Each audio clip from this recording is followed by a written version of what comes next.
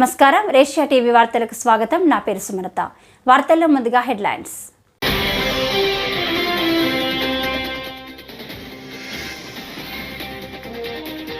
తుంగభద్ర వద్ద నిపుణుల శ్రమ ఫలించింది. మంత్రి నిమ్మల రామానాయుడు.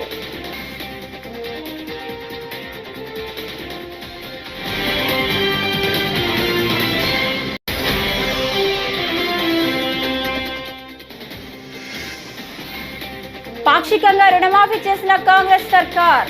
పూర్తిగా రుణమాఫీ చేశామనడం హాస్యాస్పదంగా ఉందని మాజీ మంత్రి హరీష్ రావు.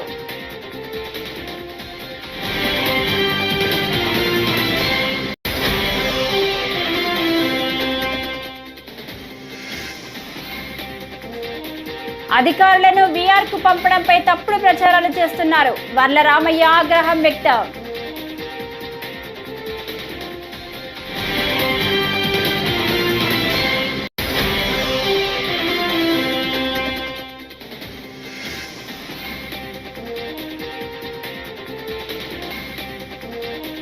అసత్య ప్రచారాలపై స్పందించిన దేవినేని అవినాష్.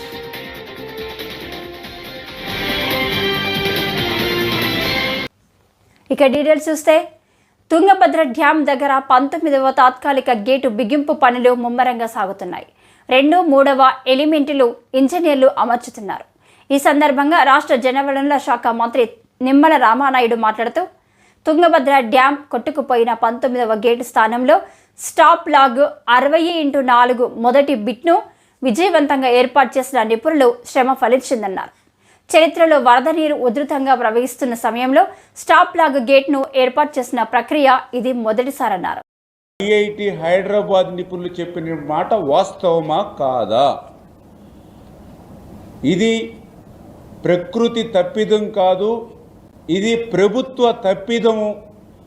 ఇటువంటి క్రిటికల్ ప్రాజెక్టులలో ఇటువంటి ఏజెన్సీని రద్దు చేసేటువంటి ప్రయోగాలు చేయవద్దు అని ఐఐటి హైదరాబాద్ తన రిపోర్టులో చెప్పినటువంటి మాట వాస్తవమా కాదా? ఏదైతే 2020లో వచ్చినటువంటి వరదలకు ఎగువ కాపర్ డ్యాము ఆ మిగిలినటువంటి ఆ 15-20% పూర్తి చేయకపోవడం వల్లే ఆ గ్యాప్ నుండే మొత్తం వరద నీరు ప్రవహించేటువంటి మార్గం ఉండడంతో ఆ యొక్క వరద నీరు సుడులు తిరుగుతూ ఆ డయాఫ్రమ్ వాల్కి ముందున్నటువంటి ఇసుకను సైతం 56 అడుగులు క్రిందికి అగాధాల మాదిరిగా ఏర్పాటుపోయి మరి డయాఫ్రమ్ వాల్ దెబ్బతిన్నది అని చాలా క్లియర్గా ఐఐటి హైదరాబాద్ నిపుణులు తమ రిపోర్ట్లో ఇచ్చినటువంటి మాట వాస్తవమా కాదా?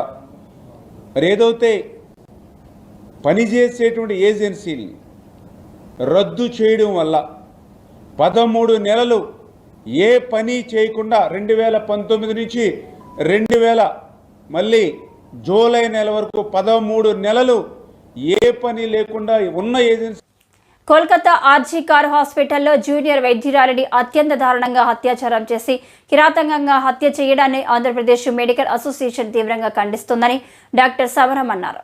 ఇండియన్ మెడికల్ అసోసియేషన్ చేపట్టిన నిరసన కార్యక్రమానికి సంపూర్ణ మద్దతు తెలియజేస్తున్నామని ఆయన చెప్పారు.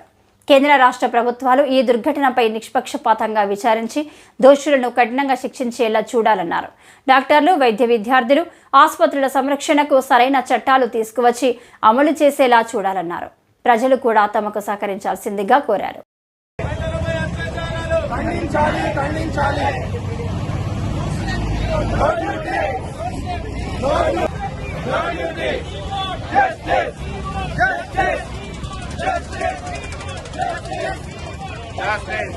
నేను డాక్టర్ సమరం అండి, past national president Indian medical association. ఈరోజున దేశవ్యాప్తంగా బంద్ చేస్తున్నాం. అది కేవలం ఒక్కరోజు విషయం కాదు. ఇంతవరకు చాలా భయంకరమైన సంఘటనలు డాక్టర్ల మీద జరిగాయి, నర్సుల మీద జరిగాయి. ఇక ఇండియన్ మెడికల్ అసోసియేషన్ జాతీయ స్థాయిలో ఇటువంటి సంఘటనలు మేము ఊరుకోము. అంచేత ఇవాళ దేశవ్యాప్తంగా బంద్ చేస్తున్నాం. ఇక ముఖ్యంగా మన ఐఎంఏ నాయకులు వాళ్ళు వెళ్ళి హెల్త్ మినిస్టర్ మీట్ అయ్యారు. మీట్ అయిన తర్వాత చెప్తే వాళ్ళు చాలా సింపుల్గా తీసేసుకున్నారు. కలకట్టాలో జరిగినట్టు ఎంత దారుణమైన సంఘటన ఇంత కాదు. ఆయన ఏమన్నారు, ఎక్కడైనా ఇన్సిడెంట్ జరిగితే 6 గంటల్లోగా ఉన్న హెడ్ ఆ హాస్పిటల్ సూపర్ కానీ ఇంకోళ్ళు కానీ పోలీసు వాళ్ళకి ఇన్ఫార్మ్ చేయాలని చెప్పారు. ఇంత ఇదిగా అందరూ రియాక్ట్ అవుతుంటే అక్కడ వాళ్ళు తీసుకున్న నిర్ణయం అది అంచేత ఇలా ఉంది మన ప్రభుత్వాలు తీరు. ఇంత దారుణమైన వ్యవహారాలు జరుగుతాయి. నిజంగా కలకటాలో జరిగింది, ఆ పోస్ట్ గ్రాడ్ స్టూడియో జరిగింది చాలా నీచాతి నీచమైన ఒక నరరూపం రాక్షసులు చేసినటువంటిది సంఘటనది. అంచేత మేము స్ట్రాంగ్ ఇక ముందు ఊరుకోము. ఇక మాత్రం మొత్తం దేశవ్యాప్తంగా డాక్టర్స్, పారామెడికల్ స్టాఫ్ అందరూ కూడా ఇంకా అందరూ ఇవాళ సంఘీభావం చూశారు. ప్రజాసభ సంఘటన అందరూ కూడా దీంట్లో పాల్గొంటారు. ఏమైనా సరే ఇలాంటి సంఘటనకి వీలు లేదు, మేము ఊరుకొని చూస్తున్నాం. అంచేత అందరూ ఒక సంఘీభావం అనుకుంటున్నాం. ఈ రోజు సరే బంద్ ఒక్క రోజుకే కానీ ఇది మాత్రం ఇంకా తీవ్రంగా ముందుకు వెళుతుంది, దేశ స్థాయిలో జరుగుతుంది. పాక్షికంగా రుణమాఫీ చేసిన కాంగ్రెస్ సర్కార్ పూర్తిగా రుణమాఫీ చేశామనడం హాస్యాస్పదంగా ఉందని మాజీ మంత్రి హరీష్ రావు విమర్శించారు. 31,000 కోట్లు ఉందని చెప్పి 18,000 కోట్లు మాత్రమే రుణమాఫీ చేశారని హరీష్ రావు ఆరోపించారు. 54% రైతులకు ఇప్పటి వరకు రుణమాఫీ చేయలేదని మండిపడ్డారు. మీడియా సమావేశంలో హరీష్ మాట్లాడారు. ఇప్పుడు నువ్వు పాక్షికంగా చేసినా అంటే తప్పకుండా ఒప్పుకుంటాం, పూర్తిగా చేసినా అంటే మేము ఒప్పుకోవడానికి సిద్ధంగా లేము. నువ్వు ఆగస్టు 15లోగా రుణమాఫీ మొత్తం చేసి తీరుతా అని దేవుళ్ళ మీద ఒట్లు పెట్టినావు. కానీ చేసింది ఏంది? పాక్షికంగా మాత్రమే చేసినావు. నేను పాక్షికంగా చేసిన తప్పయింది అని క్షమాపణ అడుగు. లేదు నీకు నిజాయితీ ఉంటే రాజీనామా చేయి. కానీ మొత్తం చేసిన అని చెప్పి నువ్వు నోరు బిగ్గరగా చేసుకున్నంత మాత్రానో బూతులు మాట్లాడినంత మాత్రాన ప్రజలు క్షమించరు, బీఆర్ఎస్ పార్టీ నిన్ను వదిలిపెట్టదు. అసెంబ్లీ ఎన్నికల సమయంలో డిసెంబర్ 9వ తేదీనే సోనియా గాంధీ గారి జన్మదినం రోజు రాష్ట్రంలో 2 లక్షల రుణమాఫీని మొదటి సంతకంతో చేస్తామని ఆ రోజు అసెంబ్లీ ఎన్నికలప్పుడు ఉదరగొట్టిండ్రు. ఆ రోజు చెప్పిందేమో 40,000 కోట్ల రూపాయలు. డిసెంబర్ 9 అని మాట తప్పిండు. తర్వాత పార్లమెంట్ ఎన్నికలు వచ్చినాయి. వట్టిగా చెప్తే ప్రజలు నమ్మటట్లేరని చెప్పి కనిపించిన దేవుని మీదల్లా ఒట్లు పెట్టిండు. ఆ రోజు 31,000 కోట్లు అని చెప్పిండు. తాను విదేశాలకు పారిపోతున్నాను అన్న దానిలో ఎటువంటి వాస్తవం లేదని వైసీపీ తూర్పు ఇన్ఛార్జ్ దేవినేని అవినాష్ తెలిపారు. శుక్రవారం ఆయన నివాసం వద్ద మీడియాతో మాట్లాడుతూ హైదరాబాద్లో తనను పోలీసులు అడ్డుకున్నారని ప్రచారం చేయడం దురదృష్టకరమన్నారు. సోషల్ మీడియా వేదికగా ఇలాంటి తప్పుడు ఆరోపణలు బాధాకరమన్నారు. తాను గత 2 నెలలుగా వైసీపీ నేతలకు, కార్యకర్తలకు అందుబాటులో ఉంటున్నారని, కార్యాలయంలోనే ఉంటారని తెలిపారు. పారిపోవటానికి ప్రయత్నించానని చెప్పని అసత్య ప్రచారాలు ఈరోజు ఉదయం నుంచి గారా ప్రచారం చేస్తాం జరుగుతుంది. ఈరోజు పారిపోవాల్సిన అవసరం కానివ్వండి, పారిపోవాల్సిన కర్మ కానివ్వండి నాకేమీ లేదు. అలాంటి అవసరం కూడా నాకు లేదని చెప్పి ఈరోజు ఈ యొక్క మీడియా ద్వారా మీ అందరికీ చెప్పదలుచుకున్నాను. దాదాపుగా 2 నెలల నుంచి గారా విజయవాడలో మా కార్యాలయంలో కానివ్వండి, మా వైఎస్ఆర్ కాంగ్రెస్ పార్టీ ఆఫీస్ కార్యాలయంలో కానివ్వండి, తూర్పు నియోజక ప్రజానికానికి కానివ్వండి 24 గంటలు అందుబాటులో ఉంది. దేనికి పారిపోవాలి? నిజంగా కోర్టు వారు కనుక మేము తప్పు చేశానని చెప్పని భావిస్తే కోర్టు వారు ఏ నిర్ణయం తీసుకున్నా లేకపోతే ఏ శిక్ష విధించినా దాన్ని దమ్ముగా స్వీకరించి దాన్ని ఇచ్చేస్తాం. అంతేగాని మీరు పెట్టే తప్పుడు కేసులకి వీటికి భయపడి పారిపోవాల్సిన అవసరం నాకు లేదని చెప్పని మరొకసారి చెప్తాను. ఈరోజు 2019లోనే ఈ రాష్ట్ర ప్రజానికానికి తెలుసు, మరీ ముఖ్యంగా ఆ రోజున్న తెలుగుదేశం పార్టీ సోషల్ మీడియా గారు తెలుసు. చంద్రబాబు నాయుడు గారి ఇంటి ముందు డ్రోన్ విషయం కానివ్వండి, గురజాల్లో తెలుగుదేశం పార్టీ కార్యకర్తలను పరామర్శిస్తాం కానివ్వండి, చలో ఆత్మగురు కార్యక్రమం అప్పుడు గారా మిగిలిన తెలుగుదేశం పార్టీ నాయకులకు నేనేం పారిపోలే. ఆ రోజు దమ్ముగా ధైర్యంగా వెళ్ళా, ఫేస్ చేశారు. మా తండ్రి దేవినేని రాజశేఖర నెహ్రూ గారు మాకు జన్మనిస్తంతో పాటు ధైర్యంగా ఉండటం గారు నేర్పించారనే విషయం ఈ పని పాట లేని తెలుగుదేశం పార్టీ సోషల్ మీడియా తెలుసుకోవాలని చెప్పని భావిస్తూ మా నాయకుడు వైఎస్ జగన్మోహన్ రెడ్డి గారు, మా పార్టీ వైఎస్ఆర్ కాంగ్రెస్ పార్టీ మా కార్యకర్తలకి ఏ చిన్న ఇబ్బంది వచ్చినా 24 గంటలు మేము అండగా ఉంటాం, అందుబాటులో ఉంటాం. పార్టీ కార్యక్రమాలన్నీ గారు ముందుకు తీసుకెళ్తామని చెప్పి సందర్భంగా చెప్తూ, దయచేసి రాష్ట్ర ప్రజానికాన్ని, వైఎస్ఆర్ కాంగ్రెస్ పార్టీ నాయకుల్ని, కార్యకర్తల్ని ఇలాంటి అసత్య ప్రచారాలు నమ్మవద్దని చెప్పని మనస్ఫూర్తిగా కోరుకుంటున్నాను. ఆంధ్రప్రదేశ్ అసెంబ్లీ ఎన్నికల్లో మాజీ ముఖ్యమంత్రి జగన్మోహన్ రెడ్డి ప్రజా ఆగ్రహానికి గురై 11 సీట్లను పడిపోయినా తప్పుడు ప్రచారాలు మాత్రం మారడం లేదని టీడీపీ పోలిట్ బ్యూరో సభ్యుడు వర్లరామయ్య మండిపడ్డారు. దెయ్యాలు వేదాలు వల్లించినట్లు తన సొంత పేపర్ టీవీ ఛానల్లో రాష్ట్ర ప్రభుత్వంపై తప్పుడు ప్రచారం చేయిస్తున్నారంటూ ఆగ్రహం వ్యక్తం చేశారు. ఐఏఎస్, ఐపీఎస్ అధికారులను వీఆర్కు పంపడంపై ఇష్టం వచ్చినట్లు మాట్లాడుతున్నారని, వైసీపీ హయాంలో ఏం జరిగిందో గుర్తులేదా అంటూ వర్లరామయ్య ప్రశ్నించారు. రాసుకున్నటువంటి ఫేక్ రాజకీయాలనే ఇతను నమ్ముకొని పనిచేస్తున్నాడు.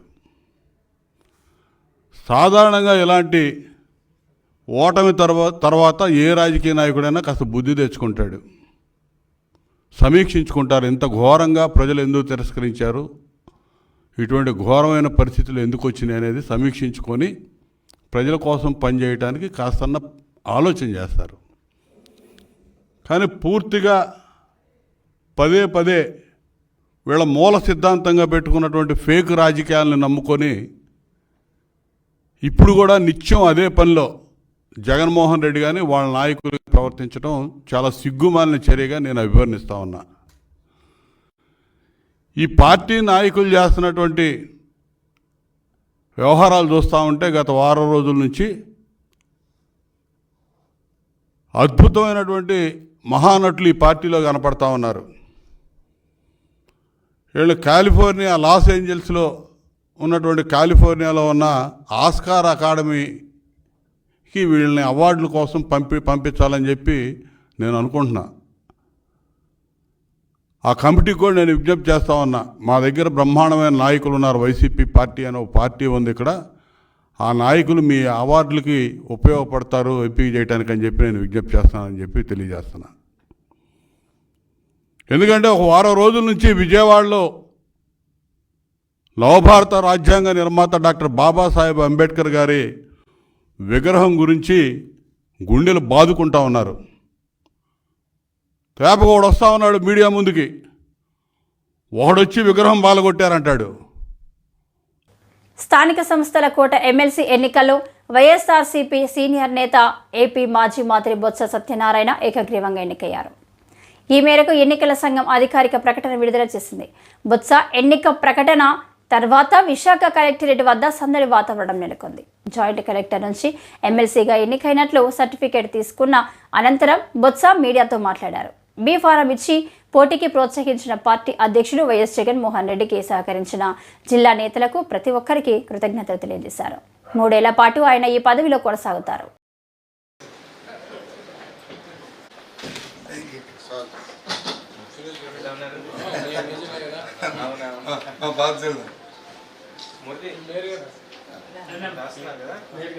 అయిపోలేదు ఇంకా సర్టిఫికేట్ ఒకటి చూపించి నాకేం అక్కర్లేదు. మీరు రాస్తాను కూర్చోండి అయిపోయిందా?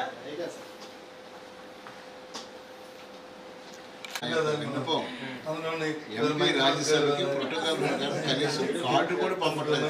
ఈసారి అడిగాను received any cards, no message has been sir received. కూడా అడిగారు, నేను డిఆర్ కూడా అడిగాను. అనకాపల్లి వచ్చిందా? లేదు రాలేదు. అనకాపల్లి కూడా నేను మాట్లాడతాను బికాజ్ సార్ నేను ఇద్దరు కూడా అడిగాను. ఈవెన్ కాల్ రాలేదా? లేదండి. కొద్దిగా కూడా ఉండదు, కొద్దిగా వెనక్కి కొద్దిగా ఇంకే వీళ్ళు వస్తారు.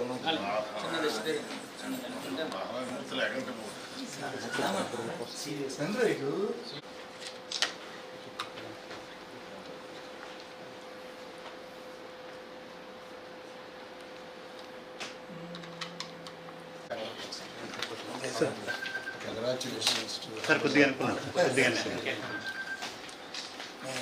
నీ సర్టిఫికేట్ తర్వాత సార్ ఇటు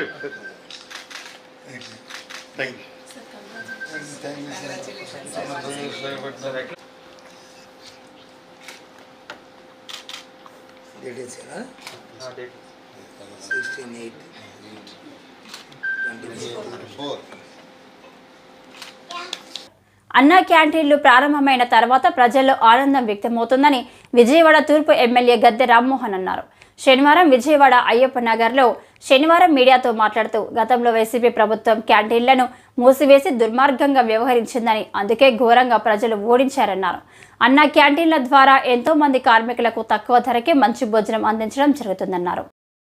ఇవాళ అన్నా క్యాంటీన్లు నిన్న ఓపెన్ అయిన తర్వాత ప్రజల్లో ఆనందం, ఎందుకంటే గతంలో ఇదే అన్నా క్యాంటీన్ని పబ్లిక్ అంతా కూడా చూడటం జరిగింది. తర్వాత 2019 ఎన్నికల్లో అన్నా క్యాంటీన్ కోసం అన్నా క్యాంటీన్ యొక్క ఇంపార్టెన్స్ కానీ దాని అవసరం కానీ 2019 నుంచి జగన్మోహన్ రెడ్డి గారు రద్దు చేసిన తర్వాత అన్నా క్యాంటీన్ ఉపయోగం ఎంతో ప్రజలకు బాగా తెలిసి వచ్చింది. ఇవాళ అంటూ ఉన్నారు, ఒక ఆటో కార్మికుడు ఒక ఆటో ఓనర్ దగ్గర అద్దెకి తీసుకుని అతను తిప్పుకుంటూ మధ్యలో పొద్దున్న బ్రేక్ఫాస్ట్ కానివ్వండి, లంచ్ కానివ్వండి, డిన్నర్ కానీ 5 రూపాయలతో భోజనం చేస్తే 15 రూపాయలతో తన భోజనం అయిపోతూ ఉంది.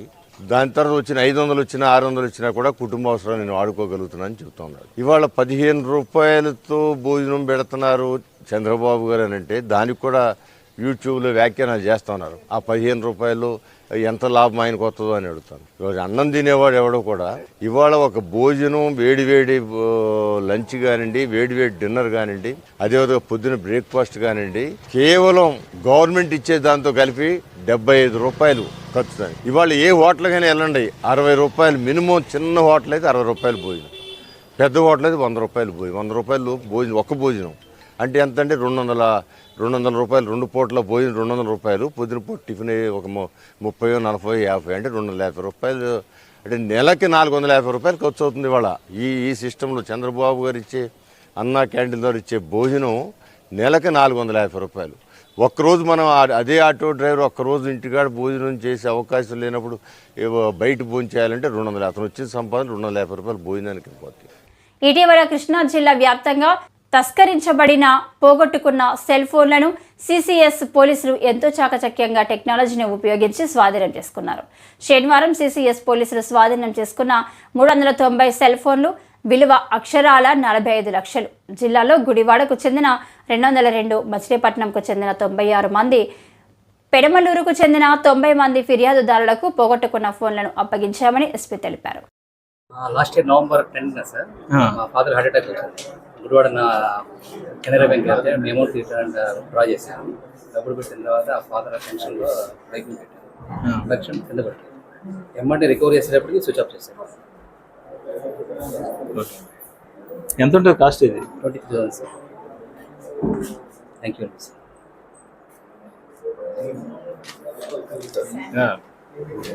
ఇది కడంలో పోయింది సార్. వెంటనే స్టేషన్కి వెళ్తే వాళ్ళు ఫోన్ చేశారు, స్విచ్ ఆఫ్ అయిపోయిందని చెప్పారు. వెంటనే మెసేజ్ చేస్తే ఈజీగా డిఎస్పీగా. Very good, very good. ఈ ఫోన్ ఎక్కడ ఉంది? Last year November 10th sir మా ఫాదర్ హార్ట్ అటాక్ వచ్చింది. గుడివాడ కెనరా బ్యాంక్ వెళ్తే అమౌంట్ డ్రా చేశాను. డబ్బులు పెట్టిన తర్వాత ఆ ఫాదర్ పెన్షన్లో బైకింగ్ పెట్టాను. పెన్షన్ కింద పెట్టాను. ఎమ్మంటే రికవరీ చేసేటప్పటికి స్విచ్ ఆఫ్ చేశాను. ఎంత ఉంటుంది కాస్ట్? ఇది 23,000 సార్. థ్యాంక్ యూ అండి సార్.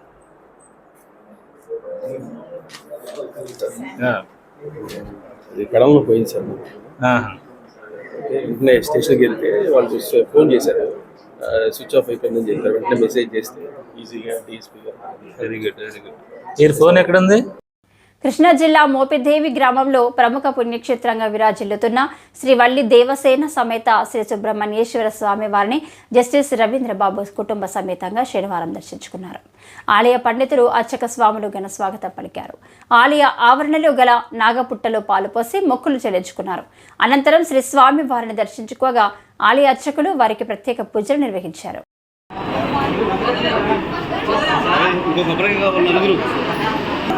మగవాళ్ళకి ఇచ్చేది సరిపోదు. మగవాళ్ళకి 2 కాయలు చెరువు, మగవాళ్ళకి చెరువు 2 కాయలు చెరువు కాయ.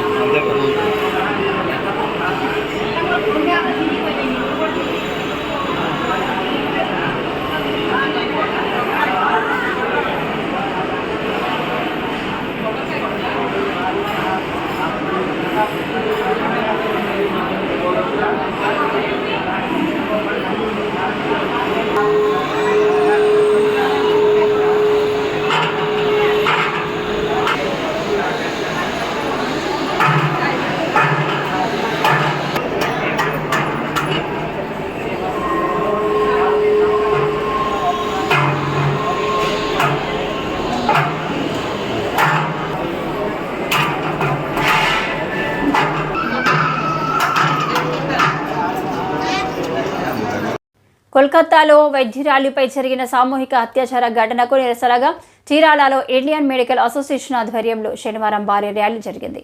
పట్టణంలోని ప్రముఖ వైద్యులు, ఆసుపత్రుల సిబ్బంది ఈ ర్యాలీలో పాల్గొన్నారు. ఈ ఘటనను ఖండిస్తూ శనివారం ఉదయం 6 గంటల నుంచి 24 గంటల పాటు అత్యవసర సేవలు మినహా వైద్య సేవలు బంద్ చేస్తున్నట్లు వైద్యులు ప్రకటించారు.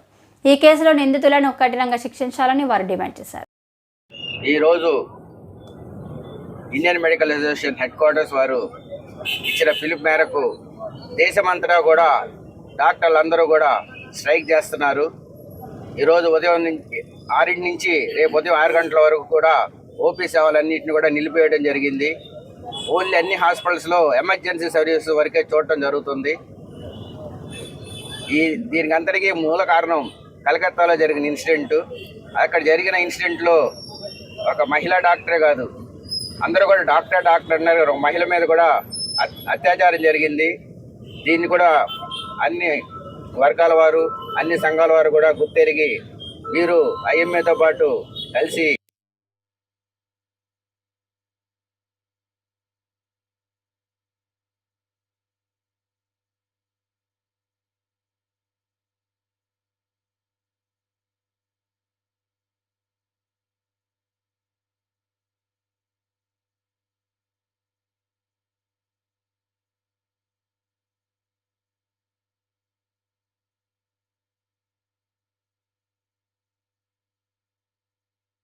రాఖీ పండుగ రోజున అక్క చెల్లెలు, అన్నదమ్ములకు హెల్మెట్లను బహుమతిగా ఇవ్వాలని ట్రాఫిక్ సిఐ నిత్యబాబు విజ్ఞప్తి చేశారు. శనివారం మధ్యాహ్నం ఆయన విలేకరుల సమావేశంలో మాట్లాడుతూ అన్నదమ్ముల బాగోగులు కోరుకుంటూ రాఖీ కట్టడం మన సాంప్రదాయం అన్నారు. అదే రోజు వారి భద్రతను కోరుకుంటూ వినూత్నంగా హెల్మెట్ను బహుమతిగా ఇవ్వాలని కోరారు. హెల్మెట్ ఉన్న వారిని వాహనం నడిపేటప్పుడు ధరించే విధంగా ప్రోత్సహించాలన్నారు. అందరికీ నమస్కారం. ముందుగా అడ్వాన్స్గా అక్క చెల్లెమ్మలకి, అన్నదమ్ములకి రాఖీ పౌర్ణమి శుభాకాంక్షలు. ఈ రాఖీ పౌర్ణమి సందర్భంగా అక్క చెల్లెమ్మలకు, అన్నదమ్ములకి మా యొక్క విన్నపం, ఈ రాఖీ పౌర్ణమి పురస్కరించుకొని అన్నదమ్ముల యొక్క యోగక్షేమాలను, సంక్షేమాన్ని దృష్టిలో పెట్టుకొని కట్టే ఈ రాఖీ సందర్భంగా ఈసారి వినూత్నంగా ఆలోచించి వారి భద్రత దృష్ట్యా ప్రతి ఒక్కరూ కూడా రాఖీ కట్టడంతో పాటు వాళ్ళకి హెల్మెట్ ను బహుకరించండి. ఆ హెల్మెట్ అనేది మీ యొక్క ప్రేమని, వారి యొక్క భద్రతని ప్రతిబింబిస్తుంది. మీ అన్నదమ్ములకి భద్రతను, భరోసాని ఇస్తుంది. అది వాళ్ళ కుటుంబానికి, మీ కుటుంబానికి భరోసాగా నిలుస్తుంది. కాబట్టి ప్రతి ఒక్కరూ కూడా రాఖీ కట్టే ముందుగా వాళ్ళకి హెల్మెట్ ని బహుకరించండి. అదేవిధంగా వాళ్ళు హెల్మెట్ ని పెట్టుకుని బైక్ నడిపే విధంగా వాళ్ళని ప్రోత్సహించండి. ఆల్రెడీ హెల్మెట్ ఉంటే బైక్ నడిపేటప్పుడు హెల్మెట్ ను ధరించే విధంగా వాళ్ళను ప్రోత్సహించి ఎల్లవేళలా వాళ్ళు బైక్ నడిపేటప్పుడు దాన్ని ధరించే విధంగా వాళ్ళ దగ్గర నుంచి మాట తీసుకొని దీన్ని విస్తృతంగా ముందుకు తీసుకెళ్లండి. దీనివల్ల మీ యొక్క ప్రేమతో అయినా కూడా వాళ్ళు హెల్మెట్ ను ధరించి రోడ్డు ప్రమాదాలకు గురి కాకుండా, ఏదైనా చిన్న చిన్న ప్రమాదాలు జరిగినా కూడా ఎక్కువ గాయాలు కాకుండా ప్రాణ రక్షణ ఉంటుంది. కోమాలకి వెళ్లడము, పెరాలసిస్ రావడము, మతి స్థిమితము లేకుండా పోవడము, ఇలాంటి ప్రమాదాల నుంచి బయటపడవచ్చు. కాబట్టి దీన్ని అందరూ సహృదయంతో ముందుకు తీసుకెళ్తారని ఆశిస్తున్నాము. ధన్యవాదాలు. ద్వారకా తిరుమల చిన్న వెంకన్న క్షేత్రం భక్తులతో కిటకిటలాడింది. స్వామివారికి రమైన రోజు శనివారం, పైగా శ్రావణ మాసం కావడంతో ఆలయానికి భారీగా భక్తులు తరలివచ్చారు. ఆలయంలోని అన్ని విభాగాలు భక్తులతో కిటకిటలాడాయి. తూర్పు రాజగోపురం ప్రాంతం, అనివేటి మండపం, జంట గోపురాలు, ప్రసాదం, టికెట్ కౌంటర్లు భక్తులతో నిండిపోయాయి.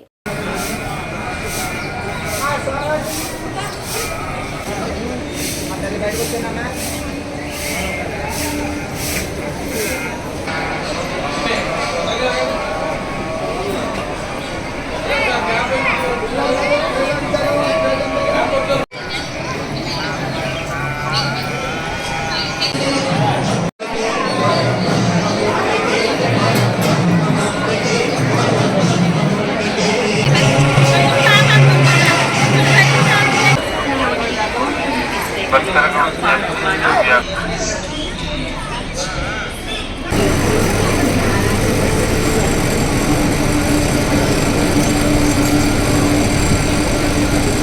ఎస్సీ వర్గీకరణ తీర్పు రాజ్యాంగ విరుద్ధమని మాల సంఘాల నాయకులు నూకరాజు, సిద్ధాంతుల కొండబాబు, కృష్ణమూర్తి, బచ్చల కామేష్ పేర్కొన్నారు.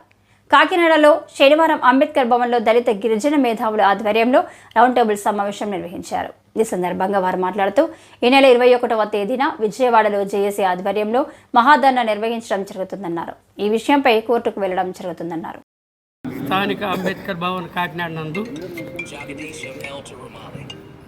వర్గీకరణ మీద మాల సోదరులందరూ కలిసి ఒక బృహత్తర ప్రణాళిక టేకప్ చేసి ఏదైతే సుప్రీంకోర్టు వారు ఇచ్చినటువంటి తీర్పుని మేమందరం వ్యతిరేకిస్తూ ఖండిస్తూ ఇది ఎస్సీ ఎస్టీ వర్గాల్లో తీవ్రమైన పెనుతుపానుగా భావించి ఆ తీర్పు ఉపసంహరించే వరకు కూడా ఈ మాల సంఘాలు అన్నీ కూడా ఏకమై ఒకే తాటిపైకి వచ్చి దాని మీద పిల్లి వేయడానికి, అదే కాకుండా ఈ రాష్ట్రంలో ఉన్నటువంటి మాల సోదరులందరూ కూడా ఒక జేఏసీగా ఏర్పడి తదుపరి కార్యక్రమాన్ని తీసుకోవడానికి మేమందరం ఇక్కడ కూర్చున్నాము. అదే ఈరోజు కాకినాడ జిల్లా సంబంధించి ఒక జేఏసీ అన్ని సంఘాలతోటి అన్ని మాల వాహనాలు కలిపి ఒక సంయుక్తమైనటువంటి జేఏసీని ఏర్పాటు చేసుకుని రేపు 21 తారీఖుని భారత బంద్ పిలిపించిన కారణంగా ఆ భారత బంద్ కూడా జయప్రదం చేయడానికి, అట్లాగని 25వ తారీఖున విజయవాడలో పెద్ద బహిరంగ సభ కూడా జరుగుతుంది. దానికి కూడా ఇక్కడి నుంచి మేము అందరం వెళ్ళి బహిరంగ సభని కూడా జయప్రదం చేయడానికని, అట్లాగనే ఏదైతే క్రిమిలేరు ఇలాంటి సిస్టమ్ పెట్టి ఈ మాల సోదరుల్లో మాల వాళ్ళు ఆత్మ గౌరవాన్ని దెబ్బతీస్తూ మా జీవితాల మీద ఈ ప్రభుత్వాలు ఒక గొడ్డలి పెట్టి అధికారం పెట్టి మమ్మల్ని నాశనం చేయడం ప్రవర్తిస్తున్నారు. ఈ పరిస్థితుల్లో మేమందరం కూడా ముక్త కంఠంతో ఏదైతే సుప్రీంకోర్టు ఇచ్చిందో ఆ సుప్రీంకోర్టు తీర్పుని రద్దు చేయాలని మేమందరం మాట్లాడుకుంటున్నాం. ఈరోజు ఈ వార్తలు ఇంతటితో సమాప్తం. నమస్కారం.